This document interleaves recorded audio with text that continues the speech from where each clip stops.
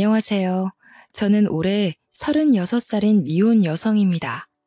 제 사연은 결혼이라든지 예비 신랑이라든지 그런 내용은 아니고요. 가족 이야기입니다. 저는 딸만 셋인 집에서 막내딸로 태어났는데요. 위에 언니들은 연년생이고 저만 언니들과 한 9살에서 10살 정도 차이가 납니다. 이 얘기를 하면 주위에서는 막내딸의 늦둥이라서 사랑 많이 받고 자랐겠다고 부러워들 했지만 그 말을 들을 때마다 저는 그저 웃으며 자리를 피합니다. 저는 남들이 부러워할 만한 애정을 받아본 적이 없거든요.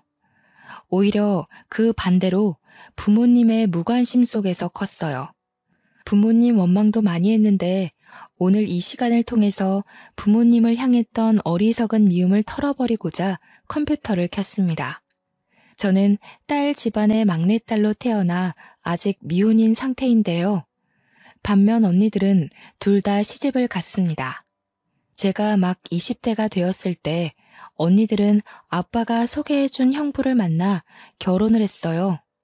저희 집에는 우리 자매가 상당히 꺼려하는 엄한 아빠가 있고 친구처럼 편한 엄마가 계십니다. 언니 둘은 결혼을 해서 집을 나가고 없으니 저만 부모님과 같이 살고 있었어요. 언니들이 집에 없으니까 부모님의 관심이 그나마 저한테 집중되었는데요. 자식이라고 저밖에 안 남았으니 집중할 수밖에 없어서 옛다 애정 받아라 그런 느낌으로 관심을 받았던 기억이 납니다. 원래부터 그렇게 자라왔기 때문에 이 서운함조차 저는 익숙한 사람이었습니다. 우리 집엔 아들이 없어서 부모님한테 장녀가 너무 중요했고 연년생인 둘째 딸의 뒷심 또한 장녀 못지않게 중요한 존재로 대우받았어요. 제가 초등학생일 때 부모님은 고등학생 언니들에게 휴대폰을 해주고 교복 맞춰주고 학원 보내준다고 돈을 왕창 쓰시고 제게는 떡볶이 한 컵 사주신 적이 없으세요. 제가 중학생일 때는 학원은커녕 언니들 취업 때문에 정신없어서 저를 돌봐주지 않았죠. 또 제가 대학을 입학할 당시에 부모님은 언니들 결혼 혼수 대준다고 돈을 쏟아붓던 시기라서 여윳돈이 바닥난 상태였습니다. 제게 첫 등록금만 내주시고 나머지 등록금은 제가 따로 장학금을 받거나 알바해서 번 돈으로 메꿔 넣었죠. 언니들이 학교 다닐 때는 아빠가 직장인이었거든요. 그래서 언니들은 학교 다닐 때 알바 한번 해본 적 없고 등록금뿐만 아니라 용돈까지 챙겨받았던 걸로 기억해요. 저 때는 아빠가 퇴직했던 때라 아빠 힘에 부쳐서 해주고 싶어도 그럴 수 없었다는 거 이해합니다. 그래서 저도 따로 불평을 늘어놓지 않았어요. 물론 저는 집에서 거의 없는 존재나 마찬가지여서 사춘기 투정 부릴 곳조차 없긴 했어요. 언니들 뒤에 가려서 매일 혼자 스트레스 풀고 놀고 그랬습니다. 언니들은 가끔 저더러 부모님이 성적 관리도 안 해주고 놀아도 신경 안 써서 좋겠다고 하는데 그 말을 듣고서 한참 사춘기일 때 저는 언니들이 나를 약올리는 건가 생각이 들었어요. 제가 불평만 안 했다 뿐이지 저는 부모님 관심 받는 언니들이 훨씬 부러웠으니까요. 여기까지만 말씀드려도 제가 어떤 환경에서 어떤 대우를 받고 자랐는지 대충 감이 오시지 않습니까? 다들 아들 하나 낳아야 되는 거 아니냐고 과거에 부모님한테 그렇게 잔소리를 해댔다는데 저희 부모님은 딸 셋이면 충분하다고 아들보다 딸이 속정 깊다면서 시대를 앞선 답변으로 주위의 간섭을 차단했다고 들었습니다. 그 마음이 제게까진 닿지 않았던 걸까요? 제 눈에는 부모님이 아들 없어서 언니들한테 뼈 빠지게 쏟아붓는 걸로만 보였거든요. 저희 아빠가 늘 호랑이처럼 지엄한 분이라고 말씀드렸잖아요. 그만큼 다가가기 어려웠다는 말인데 언니들조차 아빠랑 속 얘기는 거의 안 해봤을 거예요. 아빠는 평소 저희와 대화를 나눌 때 격식을 차린 자리에서만 저희를 불러다 나앉혀놓고 말씀하시는 분이셨습니다. 주로 사회생활 대처며 앞으로의 계획 등 이런 진부한 얘기를 할 때만 저희에게 대화를 시도했죠. 이런 대화만 하는데 어떻게 마음으로 가까워질 건덕지가 있었겠습니까? 아빠와 저희 자매가 친해지기 어려웠던 또 하나의 이유는 바로 시집이었는데요. 아빠는 늘 저희가 빨리 시집을 가길 바라셨습니다. 아빠는 택배를 하는 공무원이셨는데 정년 퇴직하기 전에 축의금 뿌린 거 거둬야 된다고 언니들이 나이 30대고 나서부턴 그렇게 결혼하라는 말을 입에 달고 사셨어요. 그래서 언니들은 그 성화에 못 이겨 아빠가 붙여주는 남자와 결혼을 서두르다시피 했습니다. 저는 말씀드렸다시피 언니들과 나이 차이가 좀 있어서 당시에 20살이었던 제게는 아빠가 차마 결혼하라고 재촉 못하더군요. 언니들이 나이 40일 때 저는 그때서야 30대가 되었는데요. 그쯤에는 아빠는 당연히 퇴직하고 연금을 받고 있었고 저는 돈을 보태어 부모님께 생활비를 드리며 직장 생활을 하고 있었습니다. 그런데 제가 30살이 되니까 아빠가 이젠 제게도 슬슬 결혼 얘기를 하시더라고요. 너는 언제까지 시집도 안 가고 이렇게 살 거니? 어디 좋은 남자 없어? 네 나이 되면 주변에서 소개팅도 들어오고 한다던데 어째 너는 그런 것조차 하나 없냐? 나는 아직 결혼 생각 자체가 없어. 주위에서 소개팅 들어와도 내가 안 받겠다고 하니까 아빠가 모르는 거지. 결혼하고 싶은 사람이 생기면 그때 돼서 생각해 볼게. 그게 언젠데? 아빠 죽으면 그때 갈래? 부모 하나 없이 결혼하면 그것도 요즘은 흠이다. 널 늦게 낳아서 그렇잖아도 우리가 사돈 될 사람보다 나이도 많을 텐데 우리 죽고 없으면 너 누구 손잡고 식장 들어갈래? 무슨 말을 또 그렇게 해. 그럼 내가 아무 남자 붙잡고 결혼했으면 좋겠어? 아빠 말대로 시기 맞춰서 억지로 결혼했는데 만약 불행하면? 그건 내 책임이라고 할 거야? 아빠는 결혼이 급하지 않다는 제 생각을 충분히 알 텐데도 저만 보면 결혼 얘기를 꼭 꺼냈습니다. 그래서 최대한 아빠와 말다툼하지 않으려고 아빠가 결혼 얘기할 낌새를 보이면 그 자리를 급히 피하곤 했죠. 그렇다 보니 예전보다 더 아빠와의 대화가 줄어들었어요.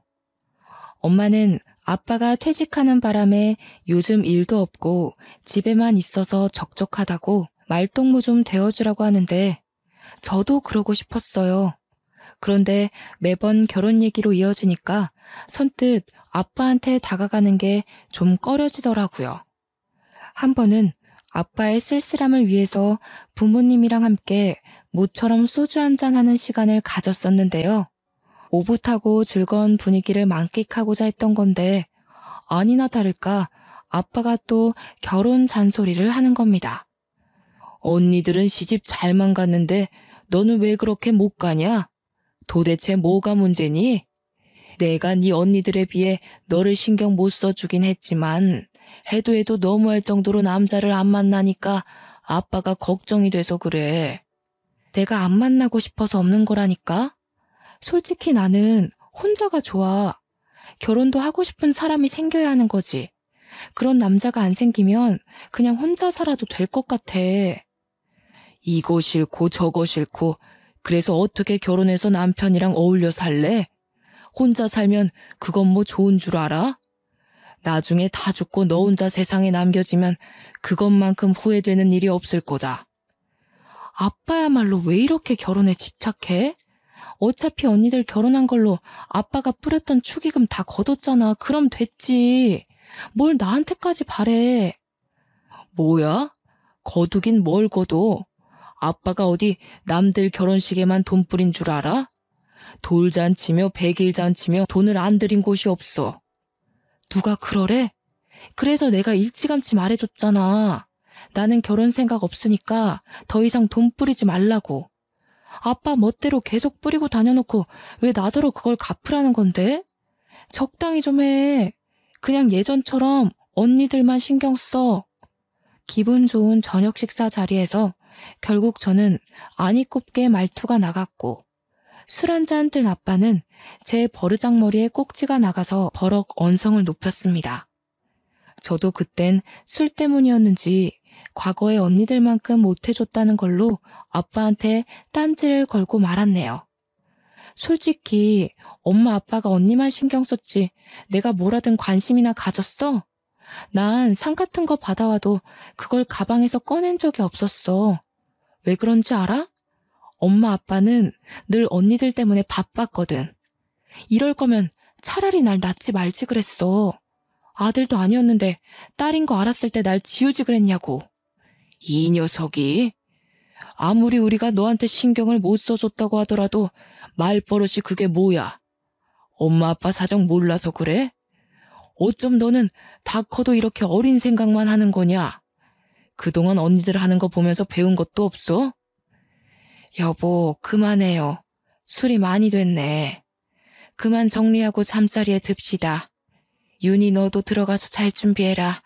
이건 내일 엄마가 정리할 테니까. 엄마가 제지하는 덕에 아빠와 저는 그쯤하고 그칠 수 있었으나 저는 그날로 아빠를 멀리했습니다.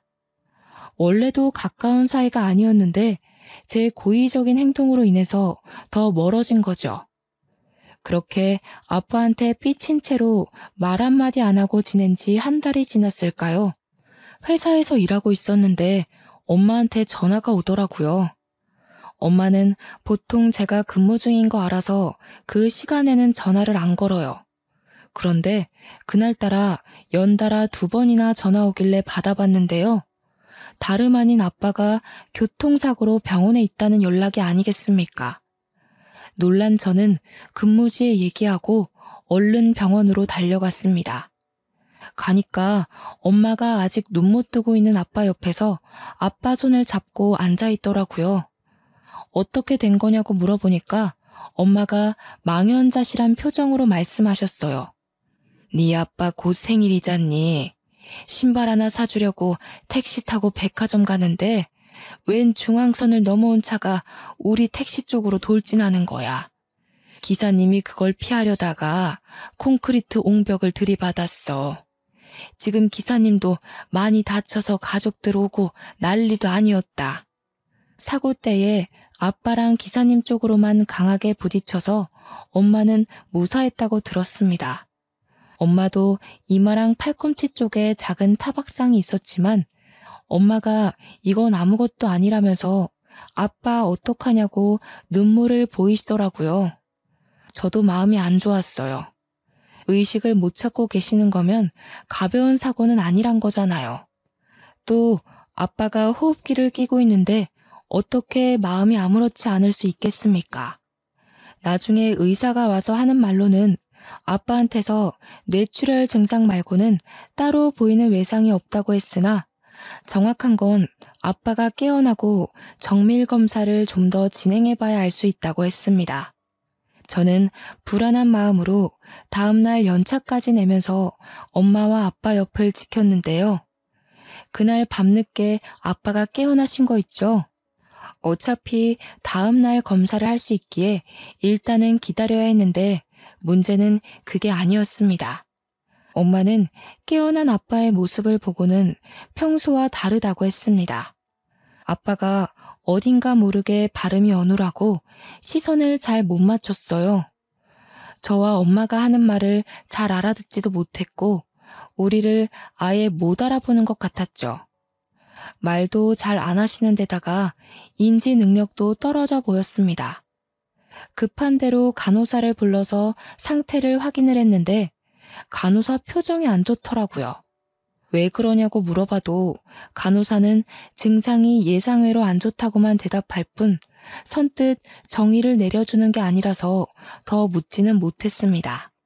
다음날 정밀 검사를 몇 차례 더 진행했는데 그때서야 간호사 표정이 왜 그랬는지 알 수 있었죠.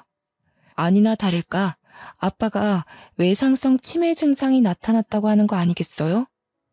교통사고 후유증이라는데 사고로 인해 뇌신경이 크게 흔들려서 손상이 되어 버렸다고 합니다.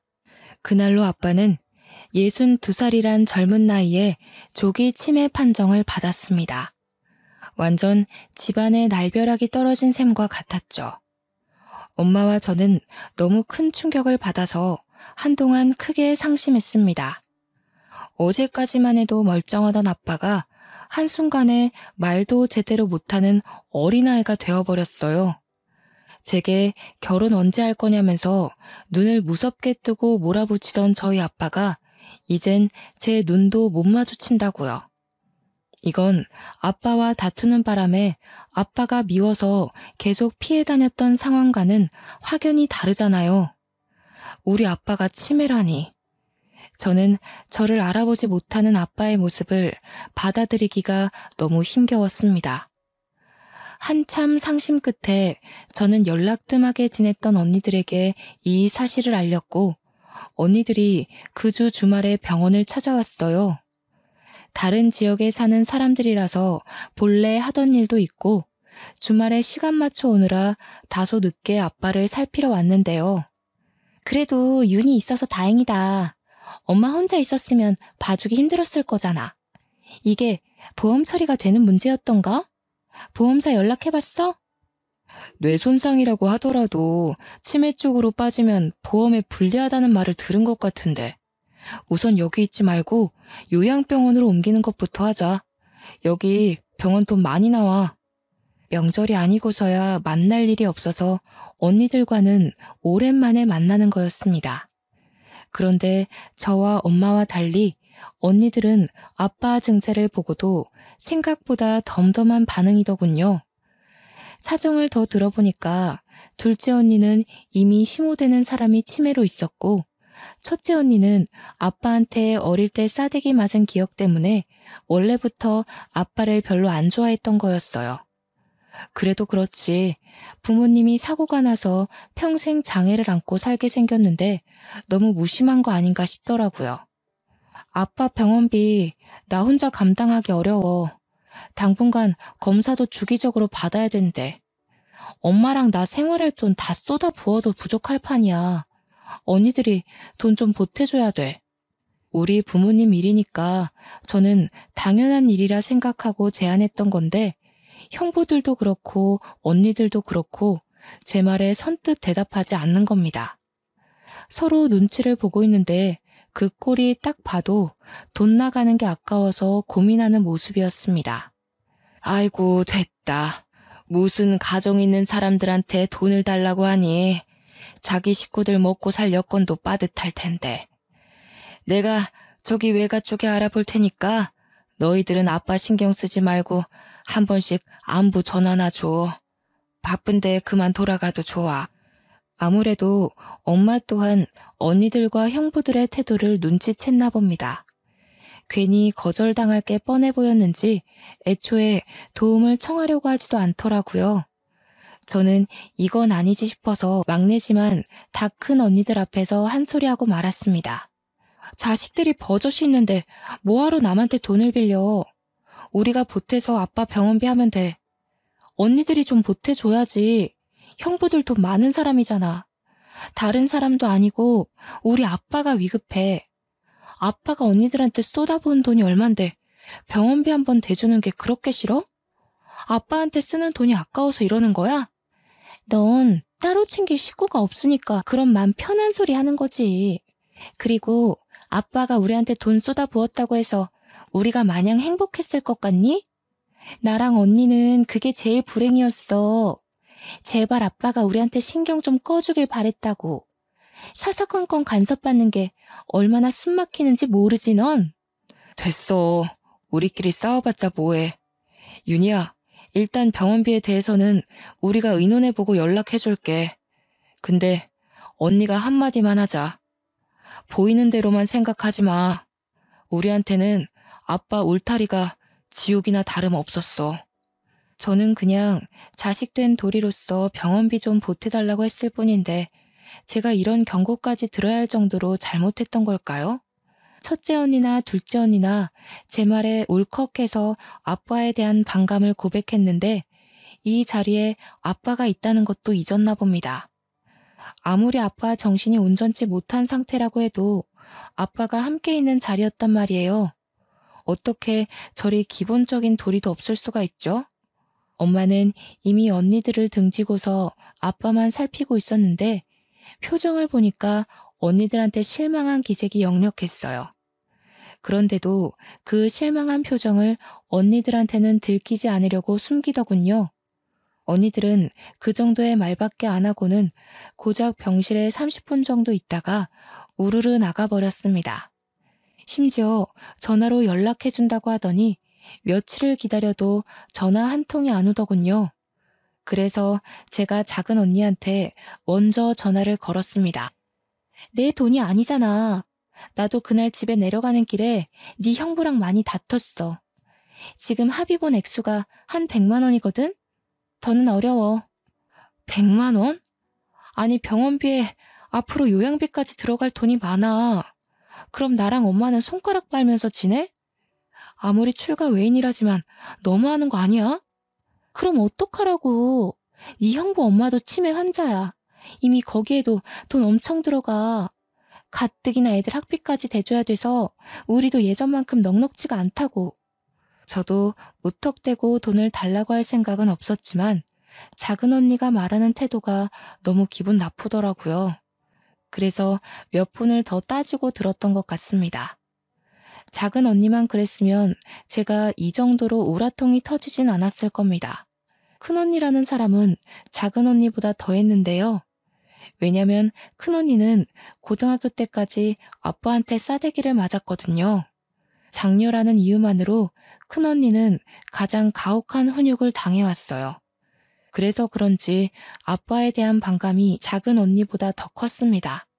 아빠가 붙여준 남자랑 결혼하는 바람에 내 인생 망했다고. 네가 첫째의 고충을 알아? 내가 첫째라고 너희들 대표해서 얼마나 혼났는데. 네가 잘못해도 내가 맞고 윤정이가 잘못해도 내가 맞았어. 너라면 아빠가 곱게 보일 것 같니? 사춘기야. 언니가 지금 나이가 얼만데 사리분별을 못해? 아빠가 아픈데 그때 반감을 이렇게 풀면 어쩌자는 거야. 그건 그거대로 아빠한테 사과를 받던가 한바탕 싸우던가 뭘 하든 나중에 할 일인 거지. 여기서 그 얘기가 왜 나와? 네가 뭘 알겠니? 윤정이 집에서 100만 원 해준다고 했다며? 나도 100만 원밖에 못 해주니까 정 힘들면 네가 좀 아껴서 살아. 넌 네가 번 돈 너한테만 쓰잖아.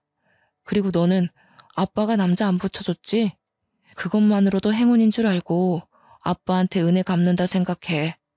제가 결혼 정년기가 되었을 땐 아빠가 퇴직하는 바람에 어쩔 수 없이 아빠로부터 소개를 받지 못했던 거였는데요. 그걸 저더러 특혜라고 생각하라는 큰언니 말이 너무 어이없지 않습니까? 언니들이 아빠한테 가장 크게 서운해한 점은 다름 아닌 결혼 때문이 가장 컸습니다. 언니들은 막상 결혼할 때는 좋다고 결혼해놓고 부부싸움을 하기만 하면 자신들의 인생을 이렇게 만든 아빠를 욕했어요. 아빠 덕분에 의사 사모님, 대기업 과장 사모님 소리 듣고 살면서 늘 불평불만이 많았죠. 저도 더는 구질구질하게 애걸하고 싶지 않아서 언니들에게 고작 200만 원의 도움만 받았고 나머지는 제가 아끼고 아껴서 모든 걸 해결했습니다. 어쩔 수 없이 대출까지 받으면서요. 그렇게 아빠가 태어날 때까지 부지런히 아끼며 살다가 의사가 더는 손댈 방도가 없다고 하여 아빠를 모시고 집으로 귀가하였습니다. 일상처럼 완벽하게 복귀될 거라는 기대는 당연히 안 했어요. 치매에 대해 많이 검색도 하고 조사도 해봤거든요. 그래서 매사에 불안한 마음으로 출근을 했는데요. 아니나 다를까 한날은 퇴근하고 갔더니 엄마가 급하게 외출 준비를 하고 있는 겁니다. 엄마한테 어디 가냐고 물었더니 아빠가 집을 나갔다는 거 아니겠어요? 엄마가 잠시 요리하고 있는 사이 아빠가 사라졌다고 했습니다. 놀란 저는 엄마와 같이 아빠를 찾으러 나섰고 그 사이 경찰에 신고까지 했어요. 다행히 아빠가 가지고 있는 휴대폰 덕분에 위치 추적을 해서 찾을 수 있었습니다. 그날 이후 엄마는 아빠와 자신의 손목을 끈으로 연결하고서 잠을 청했는데요. 엄마도 아닌 척하지만 그날 많이 놀란 것 같았어요. 이걸 다행이라고 해야 할지 모르겠지만 아빠는 대소변을 못 가리거나 아이처럼 음식으로 장난치는 증상은 없었습니다. 그러나 유독 돈에 집착하는 모습을 보였어요. 10원 하나라도 누가 자기 돈에 손을 대기만 하면 버럭 소리 지르면서 근처도 못 오게 하더라고요. 아빠는 그렇게 집에 있는 현금과 통장을 매일 매시간 확인하고 만지고 감췄습니다. 그런데 문제는 아빠가 아빠 돈뿐만 아니라 제 돈도 엄마 돈도 모조리 다 숨겨버린다는 겁니다. 자기 것도 아닌 카드랑 통장까지 모두 보이기만 하면 다 제 것으로 여기며 훔쳐갔어요. 한날은 출근한다고 바쁘게 나갔는데 차에 기름이 없길래 주유소에 잠깐 들렸거든요. 그런데 아무리 뒤져도 가방 속에 지갑이 없는 거 아니겠습니까? 전날 출퇴근할 때만 해도 지갑이 있었는데 다음날 아침에 없다는 건 퇴근 이후에 사라졌다는 거잖아요. 저는 아빠가 치매 걸리고 난 후부턴 퇴근하고 어딜 들린 적이 없어요. 무조건 집에 붙어 있었거든요. 그렇다는 말은 제 지갑이 집에서 없어졌다는 말밖에 안 되는데 그 순간 저는 쎄한 기분이 들면서 설마 싶더라고요. 엄마한테 전화했더니 엄마 생각도 아빠 짓이 맞는 것 같다고 하는 겁니다. 엄마가 아빠 자는 사이에 몰래 확인해서 있으면 빼내서 갖다 주겠다고 했습니다. 아빠의 이런 행동은 제가 근무지에서 일 때문에 예민해진 날이면 좀 스트레스로 와닿았어요. 그래도 참을 수 있을 정도라 여태 직접적으로 따지지는 않았죠. 저는 차를 몰고 집까지 결국 돌아갔는데요. 아무리 기다려도 엄마가 안 나오는 겁니다. 다시 전화했더니 이젠 전화도 안 받더군요. 결국 제가 올라갔는데 문을 열자마자 싸우는 소리가 들렸어요. 알고 보니 엄마가 제 지갑 빼내려다 아빠한테 걸려서 맞고 있는 게 아니겠습니까? 놀라서 신발도 못 벗고 들어가 아빠를 말렸는데 이번엔 아빠가 저를 모르는 사람 취급하며 저한테 손찌검을 하려고 하더라고요. 그걸 또 엄마가 일어나서 말리고 아주 난장판인 순간이었습니다. 안 그래도 회사 지각에 차 기름 넣을 시간까지 없어서 예민한 상태였는데 결국 저는 여태 쌓여있던 불만을 모두 터뜨리고 말았습니다. 제발 좀 그만해, 아빠. 우리 힘들어. 아빠 때문에 안 그래도 살기 힘들다고. 아빠가 이렇게 우리 숨통 조르지 않아도 엄마랑 나 죽을 것 같이 힘들어. 아빠 때문에 나 회사 잘리면 아빠 뭐 먹고 살 건데?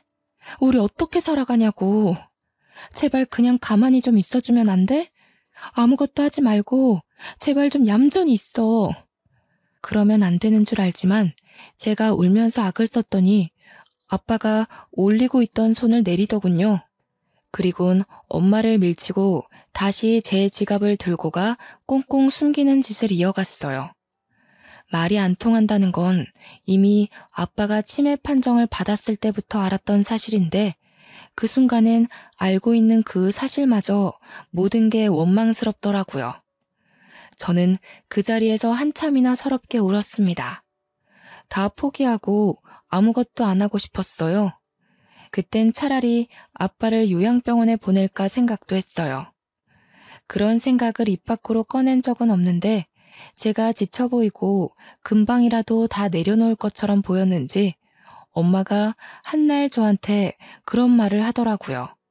우리 윤희한테는 해준 게 없는데 엄마 아빠가 참 모질게도 끝까지 이러지? 엄마가 너한텐 항상 미안해. 늘 언니들한테 선수 뺏겨서 많이 억울했을까. 아쉬운 소리 하는 걸로 들릴지 모르겠지만 엄마는 지금 네가 있어서 얼마나 힘이 되는지 몰라. 엄마는 힘 닿는 데까지 네 아빠를 직접 보필하고 싶어. 참 염치 없지만 미안하구나, 딸아. 저는 아빠가 싫어서 이렇게 피폐해진 게 아니었어요. 그냥 상황이 그럴 수밖에 없었을 뿐이라고 봐요. 그래서 엄마가 하는 말에 저는 또 한 번 흐트러진 정신을 다잡으려 안간 힘을 썼고 주저앉고 싶은 마음을 겨우 참았습니다. 그렇게 얼마 후 제 생일이 다가왔는데요. 주위에서 저더러 생일 축하한다고 술 한잔 하자는 약속이 많이 들어왔는데 그날은 제가 왜 그랬는지 생일만큼은 집안 생각을 하고 싶지 않아서 친구들과 보내게 되었죠. 엄마한테 문자로 오늘 생일이라서 늦게 들어갈 것 같다고 해버렸어요. 아빠가 치매 걸리고 난 후 처음으로 친구를 만나는 날이었죠. 엄마는 흔쾌히 알겠다고 해주셨고 생일 축하한다는 메시지도 함께 보내주셨습니다. 그 자리에서 저는 동료 직원 제안으로 남자까지 소개받으며 분위기를 즐기려고 애썼어요. 다들 저를 세상에서 가장 중요한 사람처럼 치켜 세워주며 태어난 것을 축하해주는데 시궁창 같던 삶에 빛 한 줄기가 새는 느낌이더라고요. 아, 그래. 나 원래 이렇게 살았지. 바깥 세상은 이리도 아무렇지 않게 돌아가고 있었지 싶었습니다. 그런데 그 즐거움을 만끽하는 것도 그리 길지 못했어요. 중간에 엄마한테서 전화가 왔는데 일단 한 번은 안 받았어요. 그리고 두 번째 왔을 때는 제가 문자로 답을 했는데요. 엄마한테서 바로 답장이 오더라고요. 아빠가 저를 찾으려고 집 앞에 나갔다가 사라졌다는 겁니다. 걱정은 되었지만 아빠가 사라지는 경우가 종종 있었기에 제가 우선 경찰에 신고하겠다고 엄마를 안심시켰습니다. 그렇게 몇 시간 후 이 차를 가기 위해 장소로 옮겨갈 때 엄마한테서 다시 걸려온 전화 한 통을 받게 되었는데요. 그날은 제 인생에서 가장 후회가 되고 아직까지도 제가 제 생일을 더 이상 축하하지 않게 된 계기가 된 날이기도 했습니다. 윤희야, 어떡하니? 네 아빠가 죽었다. 내가 잠시 네 아빠 모자 챙기러 올라갔다 온 사이에 네 아빠가 또 사고가 났어. 그런데 네 아빠가 숨을 안 쉬어. 윤희야, 어쩌니? 네 아빠 어떡하니? 그 전화를 받고 나서부터 제정신은 온전치 못했습니다. 어떻게 집까지 갔는지 구체적인 기억이 없어요. 그냥 어디 가냐는 동료들의 말에 미친 듯이 택시를 잡고 병원에 갔다는 느낌 정도만 남아있네요. 그렇게 찾아간 병원에서 저는 들어가기 전부터 아빠를 발견했는데요. 이전처럼 병실에서 호흡기 끼고 있는 아빠가 아닌 장례 차량으로 이송 중인 아빠를 발견한 거였어요. 천으로 똘똘 감싸져 있는 탓에 엄마가 아니었다면 아빠인 줄도 몰랐을 겁니다. 아빠는 뺑소니 사고를 당해서 그 자리에서 바로 눈을 감으셨다고 해요. 그 순간 얼마나 후회가 되었는지 모릅니다. 그냥 술자리 가지 말고 집에 갔다면, 내가 제 시간에 집에 들어가서 가족들이랑 생일을 보냈다면, 그랬다면 우리 아빠가 죽지 않았을 텐데. 나 찾느라고 그 차가운 길바닥에 나갔다가 아프게 돌아가시는 일은 없었을 텐데. 자책이 깊어지자 후회의 눈물이 흘렀고 아빠가 돌아가신 게 모두 저 때문인 것 같아서 정신적으로 너무 힘들었습니다. 아빠의 부고 소식에 언니들까지 그 새벽에 다 올라오고 저희는 정신없이 장례를 준비했어요. 형부가 상주를 서고 다들 장례 절차랑 비용에 대해 안내받는다고 정신이 없었는데 저는 구석에 박혀서 죄책감에 고개도 못 들고 바보같이 계속 울기만 했습니다. 그러자 첫째 언니가 약간 짜증을 내면서 저를 부르더군요. 최윤희, 언제까지 놀고 있을 거야? 지금 갑자기 상나서 한 손이라도 더 필요한 거 몰라? 적당히 하고 와서 도와.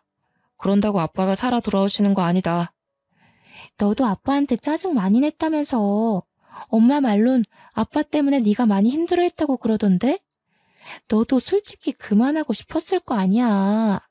그리고 언젠가 일어날 사고였어. 치매 증상에서 제일 위험한 게 밖으로 놔두는 거잖아.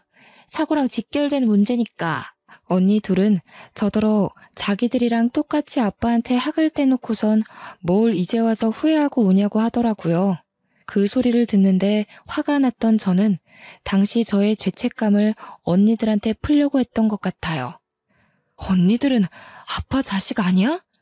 지금 남이 죽었어? 아빠가 돌아가셨는데 겨우 그렇게밖에 말 못해? 막말로 아빠가 언니들한테 형부들 붙여준 게 그렇게 잘못된 일이야? 언니들도 형부들 돈 많아서 좋다고 여기저기 자랑하고 다녔잖아. 잘난 것도 없는 언니들 아빠가 뒷바라지 다 해서 사모님 소리 듣게 만들어줬잖아. 어머머, 우리가 무슨 자랑을 했다고 그래. 너 없는 소리 지어내고 그러는 거 아니다. 잘 모르면서 어줍잖게 시비 걸지 마. 그리고 방금 잘난 것도 없다고 했니? 너만큼 잘난 게 없겠어? 머리에 피도 안 마른 게 기어오르네. 아빠 방법이 틀렸다고 해도 나는 언니들이 그걸 이해해줄 나이가 됐다고 봤어. 나도 아빠가 어떤 마음으로 언니들한테 애썼는지 알겠는데 언니들은 대체 왜 몰라? 아니면 알고도 그냥 모르고 싶은 거야? 어떻게 그 나이 먹고도 철이 없을 수가 있어. 이게 술 먹고 왔다더니 돌았나. 조용히 안 해? 사람들 다 보는 데서 교양 없게. 너야말로 생일 파티한다고 철없이 술 먹다가 온 거잖아. 네가 술 먹는다고 늦게 오지만 않았어도 아빠가 밖을 나갔겠니? 그렇잖아도 제가 스스로 자책하고 있던 부분을 작은 언니가 콕 집어 얘기해주니까 순간 목구멍이 턱 막히더라고요. 당시에는 그랬어요. 아무리 이런저런 이유를 갖다 붙여도 아빠가 돌아가신 건 결국 저 때문이라는 결론밖에 내릴 수가 없었죠. 저제 이러지 말고 그냥 앉아서 쉬어. 우리가 다 할게. 그리고 이거 돈 필요하면 나한테 따로 연락해. 내가 처제라면 얼마든지 보태줄 수 있어. 형부가 슬쩍 제 손에 무언가를 쥐어줬는데 다름 아닌 돈이었습니다. 그러면서 제게 귓속말로 덧붙이는 말이 부르기만 하면 언제든지 서울로 올라온다는 겁니다. 아, 그러고 보니 현실 때문에 잠시 잊고 살았는데요. 제게는 언니들한테 말 못했던 엄청난 비밀이 하나 있었습니다. 큰형부, 작은형부 둘 다 제게 다른 마음을 품고 있었다는 거예요. 과거의 형부들은 하나같이 전부 언니들을 소개받고도 저한테 따로 관심을 보였습니다. 막내딸은 얼굴도 안 보고 데려간다는데 제가 딱 그 짝이었거든요. 제 입으로 이런 말 하기 좀 그렇지만 우리 세 자매들 중 제가 가장 외적으로 뛰어난 편이었어요. 부모님이 뒷바라지 팍팍 해줘서 잘 나갔던 건 언니들이었지만 주위 이웃이나 지나가는 사람들은 외적인 것 하나만 보고서 언니들이 아닌 제게 더 많은 관심을 주었습니다. 형부들도 마찬가지였죠. 비록 아빠를 통해서 언니들을 소개받았지만 사실 저와 결혼을 하고 싶었던 겁니다. 형부들은 언니들이랑 결혼하고도 신혼 초에 저한테 연락을 많이 보냈었어요. 저는 그 잘못된 관심을 받고도 언니들 가정을 파탄내고 싶지 않아서 그냥 모른 척 넘겼습니다. 당시는 제가 너무 어렸기도 해서 이 사실 자체가 그저 미안하더라고요. 그래서 언니들한테 영원히 숨길 비밀로 혼자만 알고 있던 사실이었습니다. 그런데 장례식장에서 저는 그 마음이 틀어지고 말았죠. 당장 이곳을 초토화시켜버릴 수 있었지만 저 또한 아빠한테 잘한 것 없는 입장이기에 일단 장례만큼은 조용히 치르고 싶었어요. 그래서 우선은 참고 넘겼습니다. 아마 언니들은 형부들의 흑심을 까맣게 모르고 있을 겁니다. 저 또한 형부들의 흑심이 여태까지 이어져 왔는지는 몰랐는데 이참에 잘 됐다고 봐요. 언니들 가정을 확실히 망쳐놓을 수 있을 것 같거든요. 차라리 제대로 인생 망해봐야 아빠도 욕먹는 게 덜 억울하지 않겠습니까? 그렇게 인정 없는 장례 절차를 마치고 집으로 돌아온 날, 저는 엄마랑 같이 아빠 물건을 정리했어요. 그때 엄마가 제게 무언가를 건네줬는데 저는 그걸 바로 알아볼 수 있었죠. 그건 다름 아닌 아빠가 그렇게 끼고 사수했던 통장들 중 하나였습니다. 받아. 아빠가 너 주려고 가지고 있던 거야. 너 결혼하면 줄 예단비인데 너 크면 꼭 챙겨줄 거라고 그렇게 꽁꽁 감추고 있었어. 코앞에 있던 자기 딸도 못 알아봤으면서 통장 주인은 꼭 너라고 내내 당부했거든. 엄마가 힘겨운 마음을 다잡고 말하기를 아빠가 평소 엄마한테 그랬대요. 막내한테는 언니들만큼 못해줘서 늘 미안한 마음을 안고 살고 있다고요. 언니들은 태어날 때부터 걸음마를 하고 유치원을 가고 초중고에 대학까지 가는 내내 한시도 눈을 떼본 적이 없는데 결혼까지도 신경 써주고 모은 돈 다 털어가면서 바치고 그랬는데 저는 아빠 스스로도 평생 죄책감을 묻어두고 있었을 정도로 쓸쓸히 크게 했다고 말이에요. 아빠도 그걸 알아서 제 생각만 하면 그렇게 미안한 마음밖에 없었다고 합니다. 그나마 저한테는 해줄 수 있는 게 이것밖에 없었기에 아빠는 연금에서 생활비를 제한 모든 돈을 차곡차곡 모았다고 했어요. 엄마가 주는 통장을 받고 그걸 펼쳐보는데 저는 바닥에 놓인 아빠의 영정사진을 차마 쳐다볼 수가 없었습니다. 통장 내용을 보자마자 눈물을 터뜨렸기 때문인데요. 통장 잔액 옆에 입금자 명이 전부 미안해 막내딸로 기재되어 있는 거 아니겠습니까? 평소 고맙다, 미안하다 이런 말 못하시는 분이라는 걸 알아서 이 간결한 표현 하나만으로도 아빠의 마음이 얼마만큼 담겨 있는지가 충분히 느껴졌어요. 아빠는 어릴 때부터 어렵게 살아서 자식만큼은 돈 때문에 걱정하지 않도록 살게 해주려고 젊은 시절부터 피땀 흘려 일만 했다고 했습니다. 엄마가 옆에서 지켜보는데 단 한순간도 제대로 휴일을 보낸 적이 없었다고 했어요. 주말에도 친구 일하는 데 가서 일용직으로 돈을 벌었고 평일에는 택배 일하면서 돈을 벌었고 허리가 아픈데도 병원비 나가는 게 아까워서 파스만 붙이며 견뎠다고 합니다. 기억할지 모르겠는데 아빠가 치매 걸리고 나서 다른 건 다 기억 못해도 딸들 생일은 꼭 기억하더라고.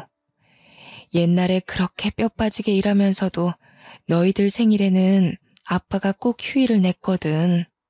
아빠한텐 그날이 유일하게 쉬는 날이었지. 그러고 보니 저희가 아주 어릴 땐 꼭 생일 때 외식을 했던 기억이 납니다. 전혀 인지를 못하고 있었는데 엄마가 말해주니까 생일마다 아빠까지 온 식구가 함께 있었던 장면만 떠오르더라고요. 그래서 아빠 사망한 그날도 제 생일인 걸 알았던 아빠가 제가 늦게까지 집을 안 오니까 무슨 일 생긴 것 같다고 나선 거였다고 하네요. 이 말을 듣고서 저는 더없이 오열을 했습니다. 아빠를 너무 몰라줬던 것 같아서 마음이 아플 정도로 미워졌어요. 그러면서 동시에 언니들을 향한 증오는 갈수록 더 커지더군요. 그래서 저는 마음을 추스르고 난 후에 바로 일을 저질렀습니다. 형부들이 제게 전화했던 녹음 내용이랑 메신저 기록을 전부 언니 둘에게 보내버렸어요. 그 뒤로 언니들이랑 형부한테서 오는 연락을 받지는 않았지만 전화 오는 횟수로 보아하니 이미 집안이 풍비박산 난 게 아닐까 확신이 들더군요. 그리고 저는 연차를 연달아 내고서 엄마와 함께 휴양지로 가 마음을 더 추스르고 오기로 결정했습니다. 엄마랑 바로 다음날 집을 떠났어요. 언니들이랑 형부가 저희 집을 찾아왔을지도 모르겠네요. 이 글은 현재 태국에서 2주째 지내다가 시간이 나서 작성 중에 있습니다. 아빠가 돌아가신 지 아직 한 달도 채 되질 않았어요.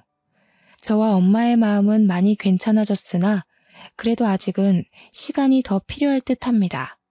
그리고 아빠가 제게 주려고 모았다던 예단비 있잖아요. 그걸 차마 다시 꺼내볼 용기도 없고 꼭 결혼을 해야만 쓸 수 있을 것 같아서 고이 모셔뒀습니다. 아빠가 원하는 대로 꼭 사랑하는 배우자와 결혼을 해서 훗날에도 아빠에게 받는 예단비로 기억하고 싶거든요. 아빠를 기억하는 평생이 가슴 미어지게 아프겠지만 저는 그래도 아빠를 잊고 싶지 않아요. 제 어리석은 마음 때문에 아빠를 외면하느라 못해드렸던 효도를 이렇게나마 갚아드리고 싶습니다. 영원히 아빠를 잊지 않고 마음으로 기억하면서 곁에 있는 것처럼 그리고 싶네요. 이렇게 아빠를 갑작스레 여의게 될 줄 알았다면 아빠랑 사진도 많이 찍었을 텐데 그게 가장 후회가 됩니다. 아빠랑 같이 찍은 사진이 단 한 장도 없더라고요. 사실은 아빠가 아닌 제가 너무 무심한 딸이 아니었나 싶습니다. 아직도 자꾸 아빠에게 모진말 했던 것만 기억이 나는데 이건 자식으로서 온전히 철없고 어리석었던 죄에 대해 벌 받는 거라고 생각해야겠죠. 제가 아마 제 생일을 다시 축하할 수 있을지 모르겠습니다.